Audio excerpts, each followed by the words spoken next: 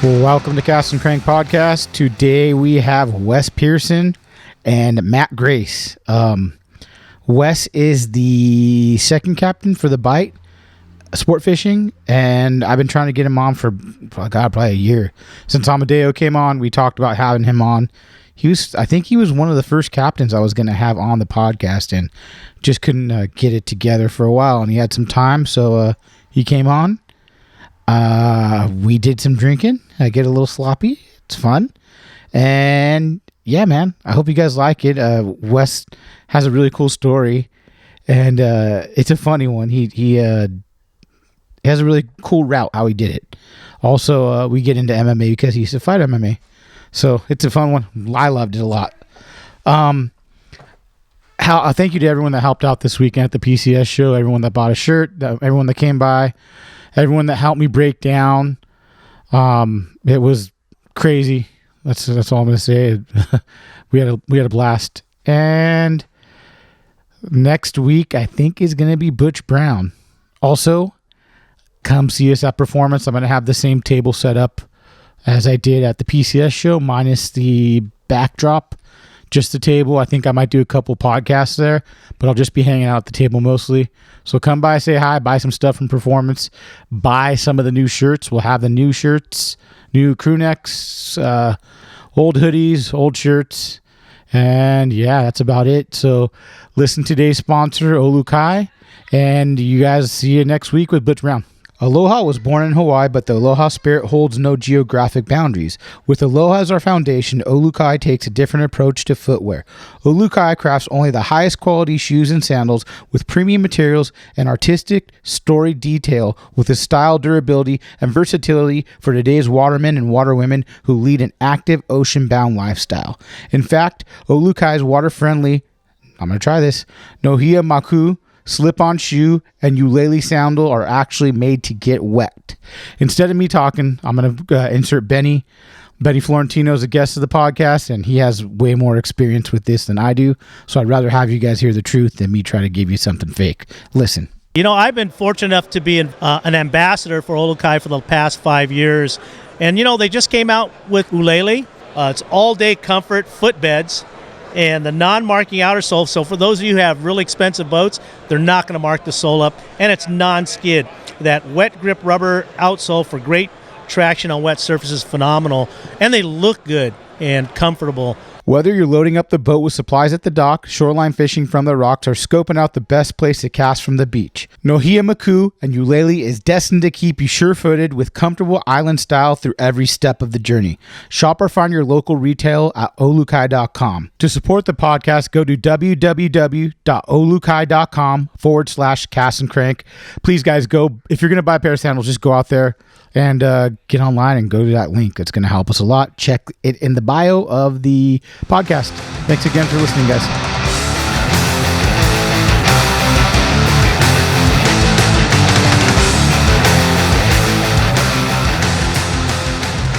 we go.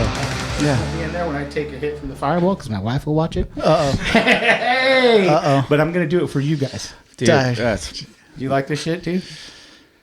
Scary, though. Like's a strong word. Yeah. Yeah. Although Yes.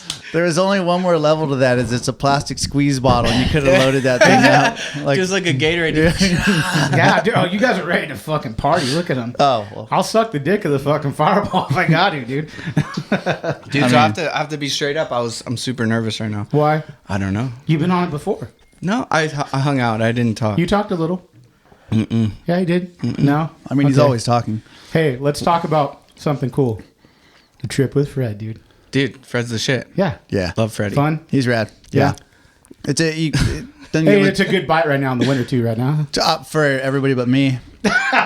Pretty You much. didn't do any good? No. But I've known Fred for a little bit now. And yeah, that guy's a salt of the earth type guy. Awesome.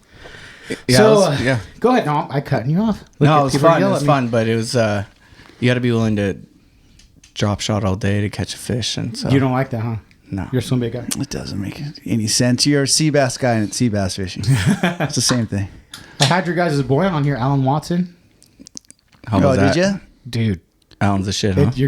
He's fucking crazy, bro. Oh yeah. Yeah. Dude, he's dropping fuck this motherfucker. Like, Oh, really? wow. Dude, I he can't got wait to hear wild. it. Yeah. He's on in 2 weeks. So that'll be right before, I think the 10th. I think the 10th he's on. I bet. How was his take on social? He's like, I don't do it. Yeah. Yeah, Well, yeah, but like, Well, he talked a little bit the about, island like- got roasted by just all the popularity, and like his whole program is like stay Well, that's the what I fuck asked him. away I from said, me. hey, what did that... Because the reason I kind of know a little bit about him is Bobby Martinez told me, and then Brandon told me, like, the whole book, Mark Wish. And he said, it was what it was. Like, he didn't really touch base on it. But I'm sure if there's a lot of numbers in there, right? I mean... Dude, if you're Kobe, you think you care about people teaching other people how to shoot threes? Exactly. No, right? Yeah, dude, yeah. that guy, I'm still going to hit mine, you know? Yeah. Right? So, I mean... Are you part of deckhand or captain too? No, I'm not. I'm actually a full-time lifeguard for the city of Laguna Beach. But I grew up coming fuck up yeah. on. It's funny that you bring up Alan. I've actually never met Alan Watson, but No. I definitely fished next to him. I grew up on the Highliner in Redondo Beach, and you come around the corner and see the Dreamer anchored up, and you're like, oh, we missed something already. we're late. Yeah. We're late. Right. We're late. Well, fuck, man. Wes was here about a year ago with Amadeo and Charles. Yeah, when that was like Fred Black Hall. people, it was Fred Hall, so it was about almost a little more than a year ago. Yeah, or almost a year, whatever the fuck. Coming it is, up I on don't know. Yeah, I'm stoked to be here. Glad I finally got we've been in trying here. to get you on for a minute, and you're another captain. I haven't dipped my feet into the whole salt thing yet, like with offshore. I mean, it's been calico, so I like hearing from captains. And word on the street is you killed it this year, bro.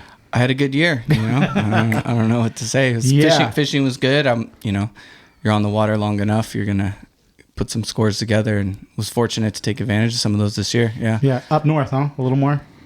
Mostly down here. What Yeah. was it?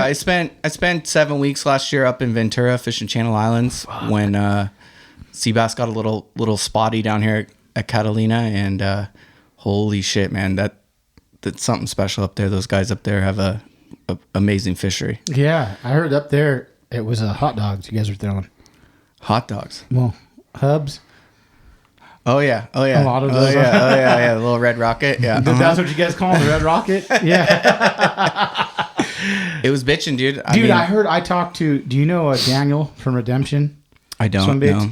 He does stuff with Eric's tack. Is it Eric's up there? Mm-hmm. So he's like, dude, they kill it on hookup baits up there, like big time. There was, Or a time that they did it, right? before the season, the commercial season opens and the gill netters can get in there. There's a spot up there where it's kind of funky, where you think you're a mile off the island, but you're still in, relatively shallow water. Yeah. So those gill nets can get right in there real tight. And once the season opened for them, they pretty much put an end to that bite. But before that, So the gill net is, you can come and gill net for white sea bass. correct. Yeah. Commercially. Yeah. It opens. Wow. It opens on June 15th. Is Wow. when we go to 3, then the commercial fishermen, rod and reel, however you're catching them, opens up. Yeah. And it was really good. I've never been up there before, and it was a incredible learning experience for me. But just some of the things that I got to experience being on the water every day up there, just it's hard to put into words. It's just, as me as an operator and someone that's on the water all the time, you don't see stuff like that every day. And it was like day in, day out, like just driving around with the passengers on the bow creeping, and you'd like see one and you cast your hookup bait out to the direction the fish swim and you fucking hook it. That doesn't happen at Catalina. Right? The hookup baits, I mean, you're using are smaller. Like 5/8. Dude, that's fucking little. Yeah, well, you're imitating a red crab. Yeah. Was there a lot of red crab? So much crab, okay, dude. Yeah. I mean, dude, we had one day where we pulled in and the current had switched, and you're just looking around, you just see crab everywhere. Just everywhere. Dude. See them on the surface, Yeah. you look down in the water, you see them. And I'm cruising along, and all of a sudden out of the corner of my eye, I catch like something that doesn't look right, and I look over, and it's 3 sea bass tails just tipping out of the water. Which you never see, right? Ever. I've never have. Yeah, I mean, yeah. you hear stories from Catalina old timers saying Yeah. the fish get up on the beach and you can sight fish them and stuff. I've never seen that. Yeah. And to be able to just inch the boat up to him and have the guys cast, and like one of the guys hooked one standing on the pulpit, like under his feet, watched it eat it, like just Awesome. stuff that like the average person, even myself, you hear about it, but you don't actually think it's true. You're like, dude, come on. Like from my experience, you're like, no, dude. I call bullshit. Yeah, until you see it and you're like, holy bonkers, shit. Like right? it was pretty special. And like, it's funny. Like I was like, watching this happen, both my guys are hooked up and, I'm like fighting over, do I make a cast? Do I take video of this? This is fucking insane. Like Seabass swirling next to the boat, eating red crab. We're like sight fishing and casting them. It was just, it was pretty rad. You know? Unfortunately, once the gill nets got in there, it kind of turned it off, huh? I mean, they had like, I think one of the guys said they had like 800 pounds the first day, so dude, if they didn't get the whole school, they're day 2, 3, 4, they got the meat for sure. So we ended up moving on to another island where it was mostly squid fishing, and that was about as good as it gets as well. So, I guess is a blessing or whatever, however you want to say it. But the fishery they have up there is pretty special. And you guys are kind of like did the swordfish thing this year too, right? Fuck, dude, swordfish. So that's what's cool is I had Bill on, and I'm like, so who is doing this? He's like, when it came about, he's like, I can only think of the Bight. Like that was it. That was at the time, like when this came around this year, right? Or last year. That's when it kind of turned on, right? Mm-hmm. Yeah. Did you guys kind of have, well, Bill talks about it, and he said he's been doing it since he's young, going back east and coming here, figuring it out. Did you guys figure it out a different way? Like, were you like, we've been trying this forever and it kind of clicked this time and fuck yeah, let's do it? I mean, how did you go about it? It's kind of a funny story, to be honest with you. Like, when I first started working with Brandon, with Bight Sportfishing, pretty, as far as running boats, as green as it comes. Like, I've had lots of time on the water fishing with buds and working as a deckhand or a mate on a boat. But as far as running a boat yourself, I'd never done it before as far as paying customers. So, I'm learning and the learning curve for me was just so extreme because you're thrown right into the frying pan as far as that stuff goes, But I was telling Brandon from the beginning, I'm like, dude, we got to figure out a big game option for the winter. So it'll take some pressure off our lobster. Lobster's great, but not everyone wants to go lobster fishing. A lot of our customers are like big game or nothing, They want a big sea bass. They want to catch the biggest tuna that's out there. And I was like, if we could add this to the playbook, it'll just extend our season, be fantastic. Well, that didn't happen till this last year, just logistically, and it's an untested market. So do you want to go spend a week not making money, or do you want to spend a week making money running trips? And fortunately, I have some commercial guys that I talk to who are telling your code group, bro. It's not even a code group. I learned this new word and I want to fucking use it. Code groups. Yeah, I mean, if you want to call it that. I would call it, the way a code group sounds like my buddies. Just keep saying it to you, right? Yeah. So someone's like, yeah. Yeah. So I'd gone fishing a couple times with my buds, and when you see it in action, it's pretty obvious that it definitely plays over to rod and reel fishing. You could definitely make the conversion from how they fish to rod and reel. Yeah. And obviously people do it in other parts of the world very successfully. So, I kept hyping it up. Then they had that Masters tournament at Catalina, and a bunch of those guys went, and I think there was more swordfish caught in the tournament than there was marlin. Fuck. Which is, unheard of. There wasn't a ton of marlin around this year, but so it forced a lot of guys to go take these techniques, and when they smashed them. I think Charlie Albright had like 4 in one trip or some, just blew everyone away. Like this is feasible. And so it took a little bit of time and reinvestment in tackle and stuff like that. But I mean, as far as how long do you think it took you to like figure it out? I don't have it figured out. I mean, no one does, right? Look how humble this motherfucker is, huh? It's weird. Swing that dick, motherfucker. Come on, tell us. No, you know what I'm saying? Like, not figured out, but kind of like figure a pattern or something like that out. It took me a minute. I'm not gonna lie. I think I had like 6 or 7 trips with no bite. Not even a. Are you solo or are you with Brandon? As far as what? Like on the boat? When you're trying to figure out a bite. Like, I'm by myself. I'm always about, occasionally if I have one customer or a whole bunch of customers, maybe I'll bring a deckhand. Matt helps me out occasionally. He's your deckhand, okay. He's locked down tight, you know, like I don't even have to worry about him. Right? Look at that shirt. Trying. Sat on this side on purpose. But yeah, obviously Brandon and I, you know, we're on the phone constantly. We're sharing info. He helped me, you know, he had a bite his first trip, caught one his second trip. So his learning curve was a little bit faster than mine, I guess you would say. 'Cause you know, you have confidence in what you're doing if you get a bite straight away, right? Yeah. It took me a few trips, and I had to really experiment and do some things that weren't working for Brandon or he hadn't tried. And you know, once I got my first bite, first couple bites, the dominoes just fell into place, which was bitching for me as an operator, but also as a you know, providing a service to my customers. You really want to feel like when you take someone out, you're, you know, even accomplishing it. Yeah. It's fishing. You're not going to always catch them, but you want to feel like you have a really good shot at capturing one of those fish. So no, as far as your question, no, I had zero experience coming into this other than like a couple of where I was just riding along with my commercial buds, seeing how they do it. That's cool. And are you using electric reels or? We have a combination. Okay. Yeah. The electric reel's bitching for winding in the bait when you don't have a fish. I bet, dude. I fucking seen it. And the other thing is, so Bill talks a little bit about it, how you kind of watch the tip go down a little bit and then slack, and then you reel up, and then you get at a certain like level, and you can tell the fish is on.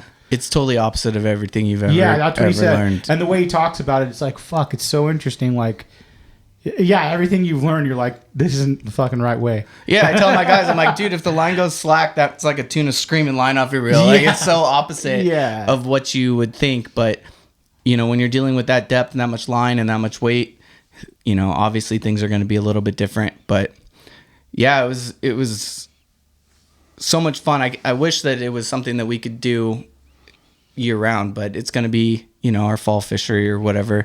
And it seems like that's when the majority of those fish are going to be caught. Yeah. How long you been a captain for now? It's my fourth year. Yeah. That's cool, man. Yeah, I'm still a baby in the industry. Word on the street is you're the fucking man, bro.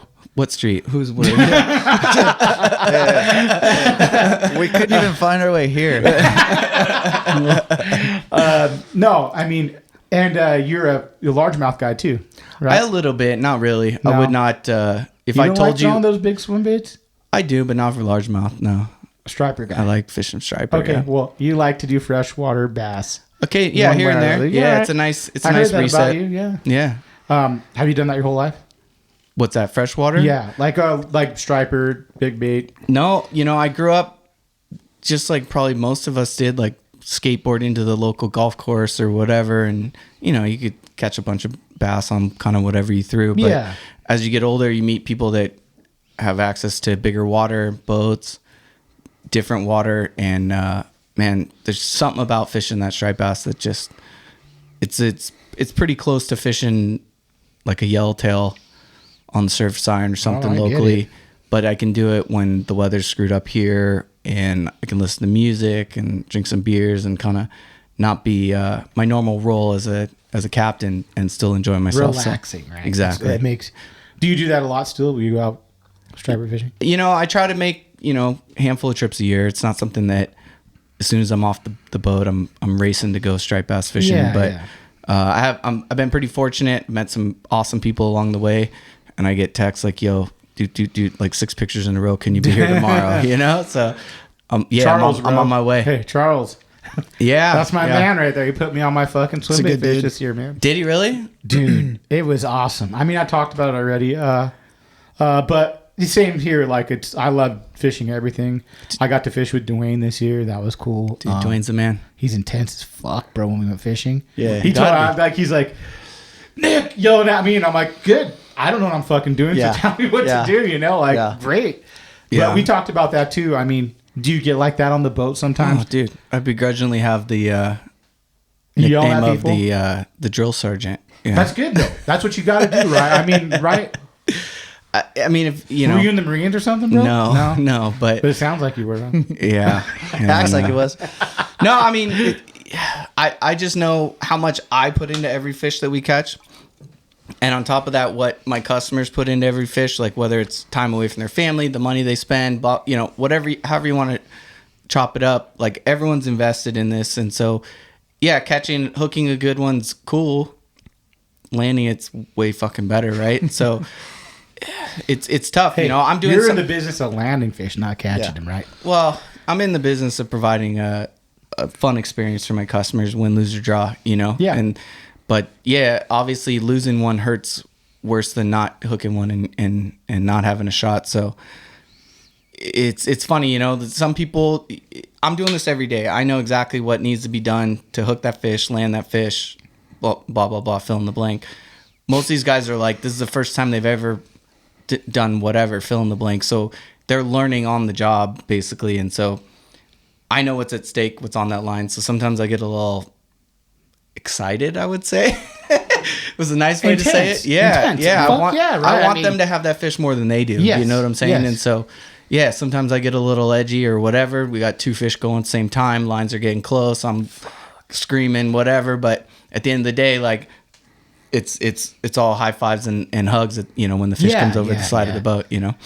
And that's something you learned over the last 4 years of being a captain, right? I mean, like, so when you first started, like, what were you doing before working with the Bight with Brandon?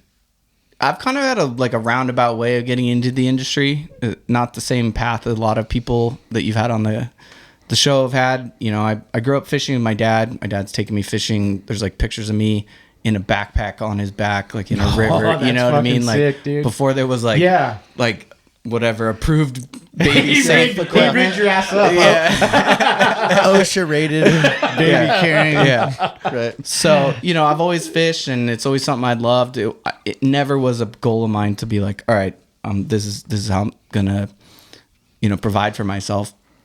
But I went to college, worked several like what we call square jobs, you know, sitting in an office, banging the phones, doing sales, all sorts of stuff. And I was just so I didn't enjoy it. I did fine, you know, but I just didn't enjoy it. And one day I'm like driving down the 5, just staring at the ocean, like, what the fuck am I doing with my life, you know? So I just like walked into work. It was a Friday, cleaned out my pipeline, told them it was my last day, and just like walked down to the dock in San Diego. I was living in San Diego at the time, and started kicking around and got fortunate that I ended up on a boat called the Success. I don't know if you're familiar with that boat, but No, I'm a complete noob, so explain it to me. Success is a fantastic little charter boat out of San Diego. Is it 6-pack? It's a 12-pack. Okay. It's a 12-pack. How big is that boat? It's 58 feet by 17. Wow. It's a bitchin' little boat. Yeah. It's beautiful Is boat. that rare, 12-pack? It's pretty rare. There's not a lot of boats that because that operate with that. I usually hear 6-pack or a fucking full-on sport boat. What's even more rare about it is it's captained by a Viking. Yeah.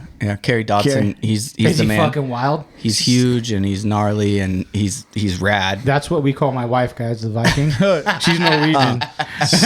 She doesn't fuck around. They either. get along. Same. Oh, she's crazy. Rad. Carrie's rad.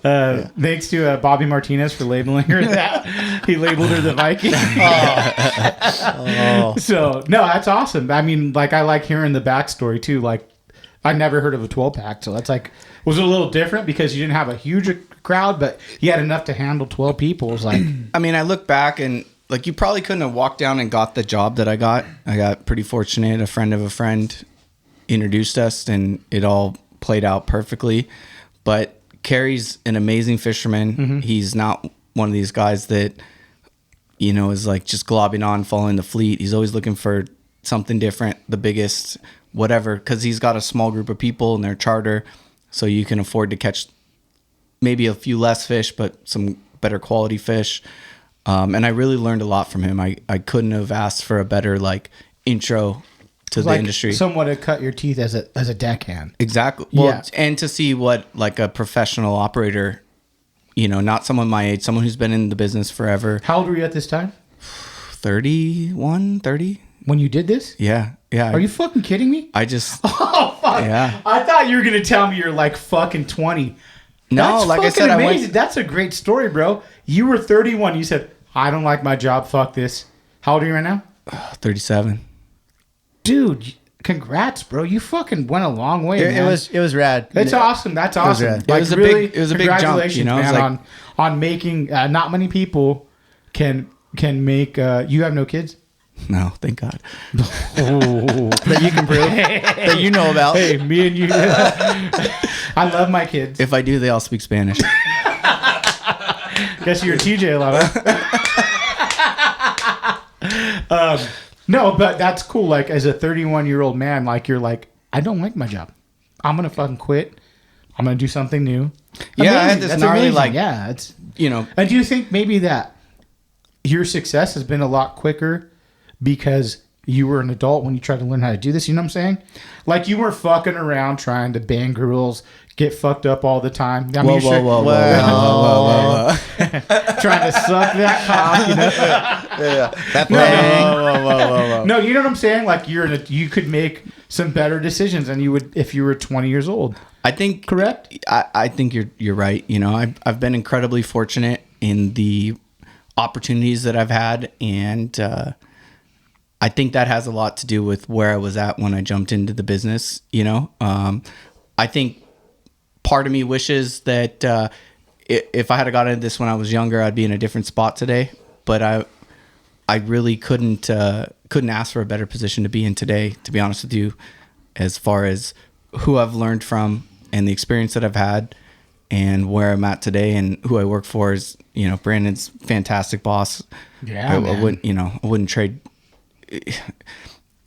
I don't even want to go into it, but yeah, No, he's Brandon's great. Yeah, when I Brandon's had him great. on, dude, I was like, I don't know. I mean, dude, you hear stories about people. I don't judge anyone until I meet them, so I hear different stories about everyone. I've had everyone you could think of on Evan, Billy, everyone. I had Brandon. I'm like, ugh, I heard this guy's kind of fucking intense. I don't know, quiet to himself.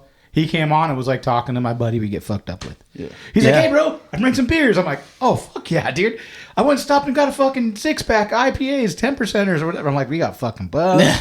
And we had a fun time, dude. Like, it was a fun time, man. He's like a regular dude when you get talking to him. No, he's legit. And those are the dudes, like, I'm like, wow, that's a cool operation, you know, like, to be able to do Just that. a little bit I get to work with Wes too. And like meeting Brandon is like from the second I met Brandon, all I did was just start making fun of me, which is like how I communicate. Like, you think it's making fun of me, we're communicating. This is how it goes. That's like how exactly what you're saying. Like a little because intimidated. this is what you need. I think people don't get their fucking balls busted as much anymore. Like, I need someone to fucking talk shit to me. Yeah. Like, even be truthful. You know, like I said a couple times, like Ryan Block, he messaged me. He said, hey, bro, I got some useful criticism. Now, I don't need everyone and their fucking mom telling me right now. But this is when I first started, you know, like, and This he's isn't like, an offer. yeah, this isn't an offer. So suck a cock if you want to tell me anything. But Ryan Block said, hey, bro, I like your podcast, but let me give you a little bit of advice. As an outside looking in, I'm like, hey, man, I really appreciate that. That's dope. I'm glad That's you fair. messaged me and told me something truthful. And people don't do that nowadays. People just either will shit on you or just not say anything and send their buddies this fucked up picture of you. Or Well, we you still do know? that too, but Yeah, I know that's Yeah. true. But you know what I'm saying? Like, having But you'll some, know. You'll get having it some too. integrity like that nowadays is like, and getting that your balls busted. I think that's like something that's missing a little bit, especially with the community how it is now, or even social media. All this, you don't want to get me too, right? Fuck. No, Dude, I'm with you. no. That's why it's hard for me to make friends. Like, my boys that I've grown up with, like, it's this constant roast fest, And you know? and sometimes growing up in hardcore, the dudes I grew up with were fucking. I couldn't bring other people around. It's like growing up in sport fishing. Dude, you can't bring other people around because someone's gonna talk shit and say dude. something fucked up, and you're like, and this other dude's like, are you gonna let him say that? You know, like, yeah, well, that's how we fuck around. You Dude, know? we just spent 2 days roasting each other in front of Freddie. Yeah. And Freddie's like, oh my God. Like, Right? Freddie's like, if I didn't know you two, I didn't know you were friends. But Ruthless. I think Ruthless. that's like a good relationship. Yeah. Like, you know, something you're saying is like, and for Brandon to do that to you, you're like, oh, I feel good Yeah. about this. Yeah. This is a good Yeah. guy. That's the you know? language I speak, or that's the language you speak, you know? So Yeah. when you first started as a captain, did he kind of give you like a trial run or like say, hey, let's go out a couple times. I'm going to fucking take you out. I want to see what you're going to do. This is the plan. How did that go? He said, dude. hey, here you go. Fucking run. here you go. Here's the keys. Try not to break it. What boat was before that?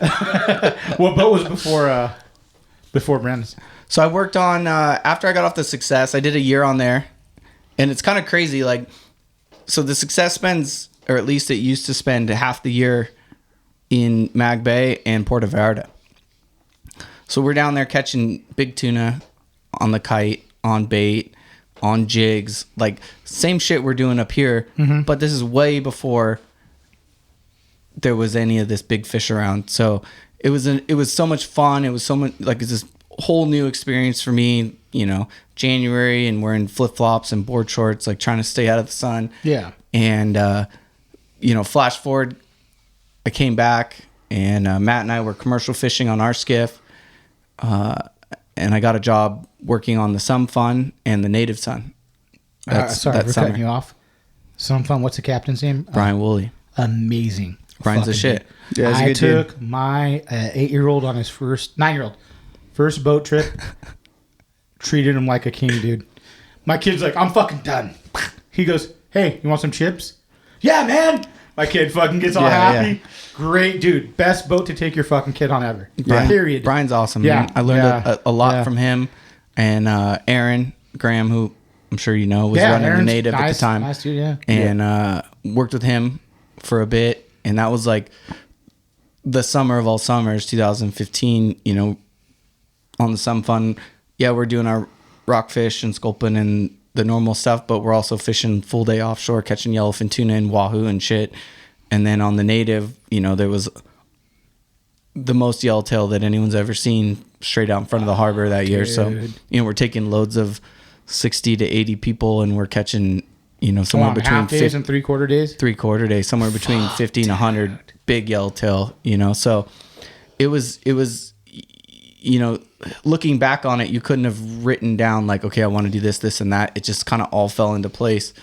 And when Brandon offered me the job, it was kind of like exactly what I wanted to be doing. I want to be targeting big game fish, you know, with some of the smaller stuff mixed in, but the predominant amount of time was fishing for big, hard to catch big fish. And yeah, I mean, and on a skiff, which is where I cut my teeth. It's what I enjoy doing. Did he hit you up, or did you like? Was he like, "Yo, I need a captain"? Dude, it's a crazy story. So I was working for Woolley at the time, and my time on that boat had kind of almost run its course. I was kind of over it, phoning it in a little bit. Not gonna lie, and You just feel like you get comfortable on a boat and you kind of it just wasn't for me. learn the ins and outs. So you're not learning nothing, so you're kind of like, It just wasn't for me, fishing sculpin and sandbass and rockfish and that kind of stuff every day. It wasn't exciting to me. I didn't enjoy it, to be honest. Like, I enjoyed being on the water and fishing and all that stuff, but like, if I was going to be out, I'd get off the boat, and the next day Matt and I'd be like running to La Jolla to go catch yellowtail just to get my fix, you know. And I went through my licensing course, got my ticket, and it was like done, but I was just waiting for it to come to me in the mail, and I just get a Facebook Messenger like from Brandon, like, "Hey, looking for a job?" Yeah, it's like, when does that happen? That is you know? so wild. Huh? And it's not a job you could apply for. Do you know what I'm saying? It's definitely something that you got to get invited into. There's no application for that job. And this was what, 2016, right? I don't even know. 17, 18, 19, no, 17. 17, okay. Yeah. So, and you know, I've come leaps and bounds away from where I was then to now, as far as fishing wise, fishing IQ. And a lot of that goes to Brandon and the opportunity he offered me, and also the people that I've met because of my connection with the business. So I, you know, incredibly grateful for the opportunities that I've been given. It's so cool to hear from you talk about like doing all this. So like Aaron is younger than you, correct? Mm-hmm. It's cool because it's like you're taking orders as a fucking older dude. Like, yo, what do you want me to do? And he's going bam, bam, bam, bam, bam. Okay, cool. But you like had that work ethic, and you did go, okay, whatever the fuck you want me to do, man. Like, I'm doing it. Like, that's what's like. I'm really like, I my hat's off to you. Yeah. Like, dude, you're a fucking 31-year-old man, and you went really far in fucking, 6-7 years. Like, it's a accomplishment, like. Yeah. I think a lot of it goes to growing up playing sports and like being competitive. I'm still competitive as it comes. And, I look at every trip like I'm competing with myself, to be honest with you. Yeah, you know, in the back of your mind, you've got the other guys in the industry that are throwing up numbers, but no one really, you know, our business is kind of unique. We kind of are the only ones that spend 2 to 3 months a year just targeting white sea bass. And then we jump into the big bluefin thing kind of late compared to most guys, and have to keep up with the guys that have been on the, you know, finger on the pulse for a month and a half or 2 months ahead of us. And we got to produce numbers not only for our customers that are on the boat, but also to fill the calendar. You know, no one's going to pay the money if you're not catching fish. And so, yeah, I mean, it's been great. The white sea bass thing too is interesting because how many people really do that? How many other boats really target that like you guys do? There's a few. You know, we're not the only ones for sure, but but I mean, there isn't a lot. Like, okay, how about this? The finger on the pulse for white sea bass. I think you guys are on the top of the totem pole for that. That's like your shit, right? We're definitely the ones that are the most visible. Okay, I'll say that. Yeah. There's guys that I look up to that you'll never know. You'll never hear their name. You'll never see a picture. Hey, do you mind saying their name? I'm not trying to burn anything up, but Alan's a great example. Yeah. You know, that guy doesn't need to post a single picture, and if he books every date that he wants to book because of his track record speaks for itself. Yeah. And so there's guys like him. There's guys in the small boat sector like us that don't run trips that I talk to on a regular basis because they've been fishing that island for 30 something years. And there are dudes that just do it for fun. That just they do it love for doing fun. it. Maybe Yeah. they run some private yachts and do some other stuff, but they're not in the business of marketing it, and it's very hush hush. And excuse me. That's one of the things I really like about Seabass is it's the radio's off, phones are off. We're just doing it. We're figuring it out, and then maybe at the end of the night we compare notes or something like that. But it's not like offshore fishing where you get a hot kelp. Come on in, dude. You know, come get it. We're done, or something like that. Even if we're done, the only person I'm calling is Brandon or the other captain running the boat, and then that's it. Is there another captain that runs too?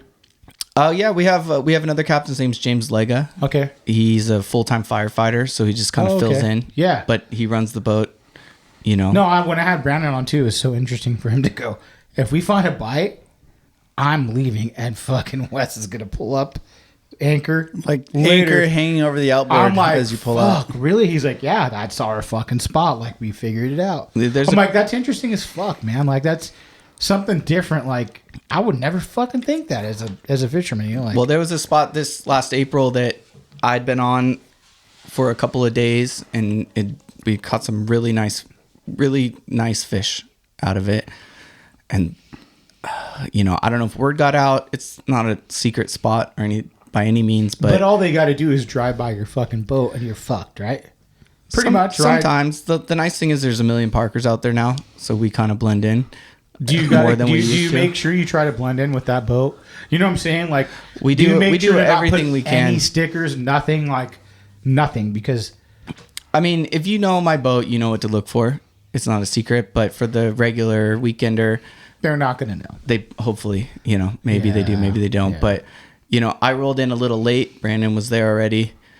There was the Fortune was sitting right outside of Brandon.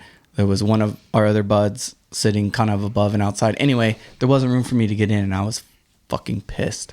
So what'd you do, bro? It's not a good, there's no good end to this story, but Start throwing weights at people? so bro? I rolled in. I roll into this other sector, a little shallower, and get tight on the anchor. And Brandon calls me on the radio. He's like, "Hey, we're done. Get over here." But from the time I drove by his boat to putting the anchor down, and slid back in and grabbed his anchor and tied his anchor to my boat and slid back. Unfortunately, we didn't ever end up catching anything. But my good buddy Bob on the Fortune peeks his head out the window and he goes, "Morning, Wes." Exposed. Yeah, busted. Yeah, you guys, we got to go find something else. Yeah. So, you know, you got to make do with what you got, and other boats and other people It's are part worse of in the the landscape. summer, though, right? Yeah, we don't Or does it all depend? Because you guys do white sea bass. we So don't it's really kinda anchor like- fish in the summer too much. You know. Yeah. In the summer, we're out there fighting it out with everyone else offshore drifting. Fuck, So man, yeah, I don't know nothing about that. it's a whole nother animal, to be honest. Right? I mean, sorry. I really like the transition and being able to get away from just anchor fishing. It's a nice change of pace for me. It's a much more high tempo fishing than sitting on anchor all day, but anchor fishing still, like, you know, if you could tell me like, hey, this is the one thing you can do for the rest of the year, it'd be anchor fishing structure for That's your shit. Seabass, yellowtail, halibut, something like that. It was when I had Brandon on, he told me Wes has been working like fucking, because I think you were gonna even come on. I think he might have brought you on, but you were like working probably nonstop. If I he's think off like the boat, I'm on 28 the boat. days straight. He said, Yeah, "Really? it's the only How way. much are you sleeping, bro?" It's a good question. Sometimes at 4 hours, maybe. I mean, we all get our adequate amount of sleep, you know. But yeah, the days are long, and when the I didn't know there's some kind of code. My bad. It's a formula. Hey, I didn't know there's some kind of boat captain shit where you can get in trouble. My bad. I'll cut that out. yeah, Is there really no off that I can cut this? Is there you have to sleep a certain amount of hours? Okay, my bad. I won't ask that question again. yeah, it's all good. But I mean, to make anything in this business, you have to be willing to turn and burn. You know, sport boats do it all summer long, and you know the way the fishing's been, their season keeps getting extended. But in a traditional year, they get 3.5 months to make their nut. You know, and if you're taking a day off, you're fucking blowing it. Damn, yeah. You know what I'm saying? Yeah. Like, so for me, you know, I have my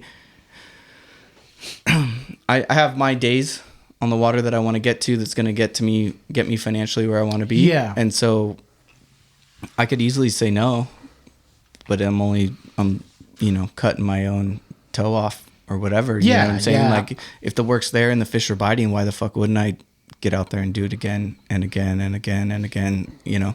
So that's just how it goes. That's because you have a good mentality. Like, that's what you're doing. That's why you're where you are right now. Well, he calls me a psychopath, so good mentality. I'll take that. Hey, that's because you're a psychopath, bro. Well, I think that's like when people even that are on the podcast, when they say it, is like when your boat's tied to the dock, you're not making money, and you're not taking passengers that are getting on another boat. Yeah. So like those, it's different when like you can like at face value talk about people burning spots or burning numbers, but those fish on those spots and numbers, those translate into dollars. Yes. What's the end game? I Like, don't what's your know. plan next? Like, do you want to have your own shit? Do you want to? You're just figuring out what you're doing, where you go. Like, you don't give a shit. Dude, I'm cruising right now. Yeah, that's what I'm saying. I really Like, you know. enjoy working for Brandon. So I've no plan, you know, nothing coming down the pipe as far as like this has to happen or this. Yeah. Don't get me wrong, my ears are always open and willing to. He's ready to fucking leave right now, Brandon. You better fucking get on it. Get him, Nick. Get him, Yeah, Nick. fucking Brandon. No, I'm just kidding around, bro. No, I mean, you know, I've always enjoyed commercial fishing. Matt and I commercial fished. I've kind of moonlighted with some friends working as a mate on the boat. So that's something maybe down the line. But as far as like short term, Very happy right now. my short term goals are to do better than I did last year. And when I say that, I don't necessarily mean fish count wise. I mean taking someone that came on the boat as a stranger and turning them into someone who books me 5 to 10 times a year, you know, so I can book my calendar What a out. great fucking like way to look on it. Like to almost make people enjoy your experience you're giving them to come back and want to do it 4, 5, 6, 7 times. That's what it's all That's about. your goal. Like is to Yeah. go, hey, I enjoy fishing with Wes. I want to book fucking 10 trips with him. That's what makes you feel good inside. Like that's what I wanted. I mean, as far as business goes, like if I could get to the point where I don't have to post a single photo to Instagram and my calendar's booked, It doesn't I'm matter. good. You don't either way. So I do. I'm just But fucking you know what I'm with you. saying? Like I'm just that's fucking with that's you, my dude. goal, you know, to where like I don't have to worry about marketing. Like my calendar's full, and if we're marketing, it's for the third guy that's coming up Yeah. or whatever. So the business continue to grow, and you know, I can just focus on my people that you know, once you spend, you know, 12 hours on a boat with someone, you pretty much know whether you want to go back on that boat with that person again, right? And it goes both ways. Me Yeah. to the customer Yeah. to me. Yes. And so, you know, one of the things that I've learned from Brandon is that, yeah, we have competition, right? There's lots of other boats that, you know, no one exactly mirrors our program, but they do similar stuff. But it's not competition. People are going to go fish with Dwayne because they enjoy Dwayne. People are going to go fish with Billy because they enjoy Billy. People are going to, you know what I mean? You could go down the ladder of small boat operators, Jamie, fucking Anton, any of those guys. It's a personal relationship that you have with those people, and you enjoy spending time with them, whether you catch fish or not. They like being on the water with you, and you know what I'm saying? Of course, catching fish is part of it, and that enriches the experience. But if they had a shitty time and you guys fucked the tune up, chances are they're not coming back. Yeah. And the same goes the other way. Like, if you had a shitty time and you didn't catch fish, oh shit, you better watch the forums because they're gonna roast you. You know what I'm saying? Don't go on bloody decks, bro. You're gonna get a salacious Yelp review. It's gonna be bad. But I think that's like with anything. It's like, for instance, a podcast. Like I got Joe over here. He does a podcast. I'm like, there's enough ears. I mean, there's enough people that can try different charters, but you're gonna find that one that you really like. Doesn't mean you're not gonna, knock on that. And I think that's a really cool move. You kind of like explaining it that way.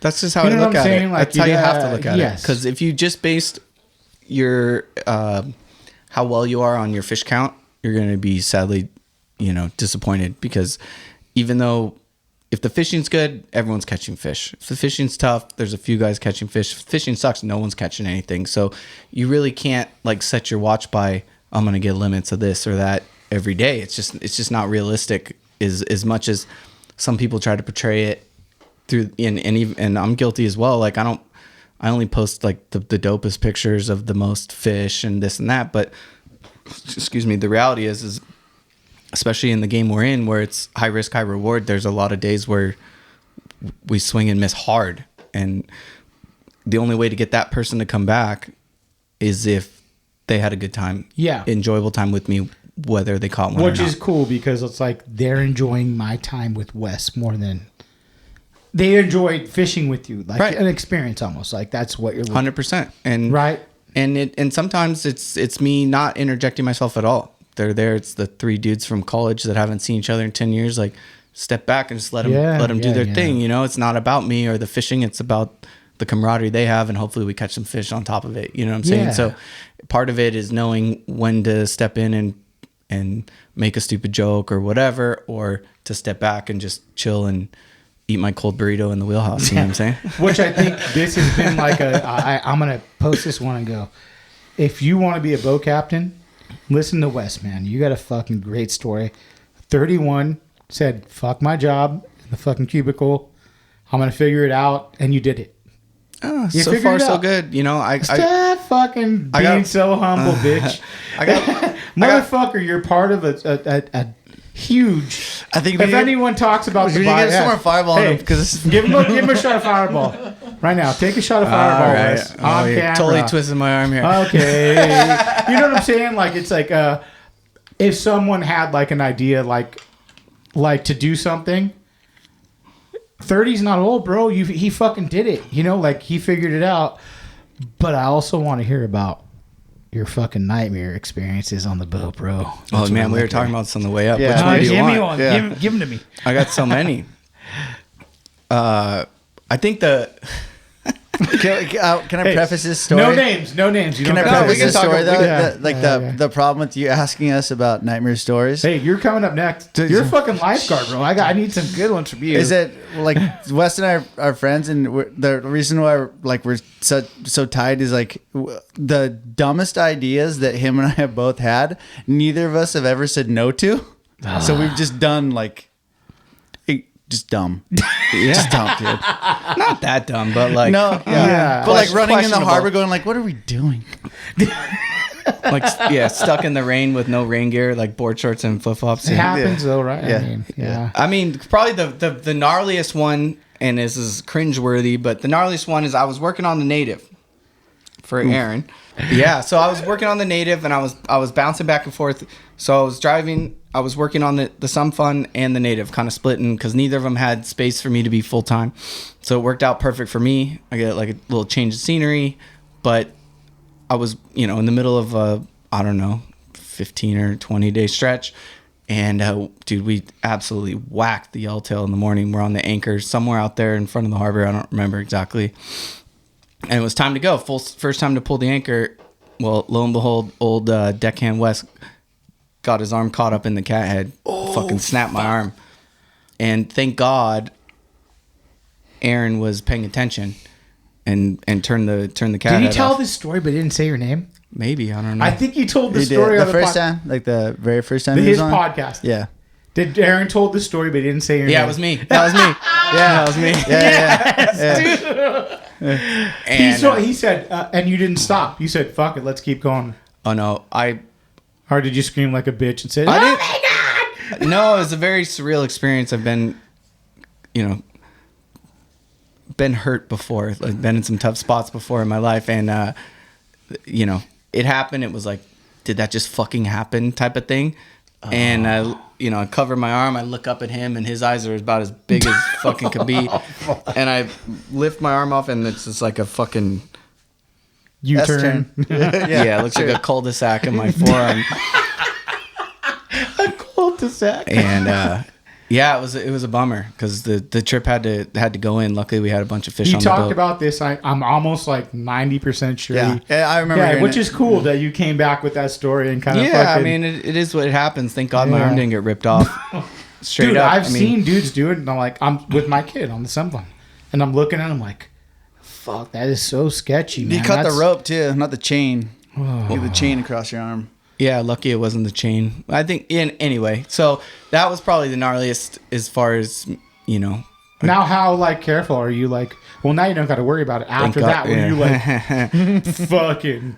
Yeah, Aaron always jokes you're never pulling the anchor again on my boat. But it was gnarly. I mean, and it was a bummer. It set me out for 8 weeks in the middle of the best summer we'd had in fucking 15 years or whatever it was. Yeah. So that part hurt. But That's probably your sketchiest experience on the boat. I mean, as far as How about as a captain, rough seas, anything like that? Dude, we've had some tough spots. Up north, I'm sure, Santa Cruz up that way it gets fucking crazy, right? That Channel Islands is a whole different ball game. Yeah. It's weird because the way that the islands are shaped and the coast is laid out, the backside of the island is the safe side. Hold on 1 second. You can do me a favor, Joe. Just go outside and see if open the door, and I'm gonna tell Florentino you're right there. Do you guys have a bathroom? You need to take a little break real quick? Or are we out of time? Just take a piss. But I guess they don't want to sit with you guys. Yeah, they're bass That's guys. all right. That's all right. They're bass guys. Yeah. Fucking bass. Let's keep going. So I want to hear some stories about you being a lifeguard, bro. I don't. Oh man. Can you not talk about it? How much time do you have? I can. Yeah. Give me a couple. I've been there since 2004, so I have a lot of stories. So you guys are both Orange County guys, then? Yeah. Where'd you grow up? Yeah. South County, bro. Yeah. Lords of Orange County. Full No, bro. calm down with all Yeah, that. yeah, You yeah. heard of that shit, really? Yeah. A bunch of my friends. Yeah. Yeah. We used to Really? do MMA and shit together. Yeah. So you guys grew up in South County, though, all that. Okay, yeah. So you grew up with Uncle Creepy. Yeah. You know, really? I know who he is. Yeah, I mean, don't he know. was a Lord, I think, too, right? Yeah. I think he was a with Lord. Ian? Yeah. Yeah, fuck yeah. I McCall. know Ian. Oh, that's fucking. Me and Ian used to punch my each God, other in the hold on, face. Stop. Yeah. I'm a big MMA fan, and I saw that picture, and I'm like, oh my God, I fucking had a picture with what's the dude next to you with the fucking with Joker? Mike Gunn. Yes, Joker. I went and saw it, so I have a picture of me and John Jones 10 years ago. John Jones? Yes, but he wasn't big then. He wasn't John Jones. I knew he was going to be John Jones because I've watched MMA my whole life. I love MMA. Yeah. So I took a picture with him. I went up to John Jones. I'm like, hey, man. And I was dorking out. And my friend Alan was one of those guys from another big hardcore crew kind of thing.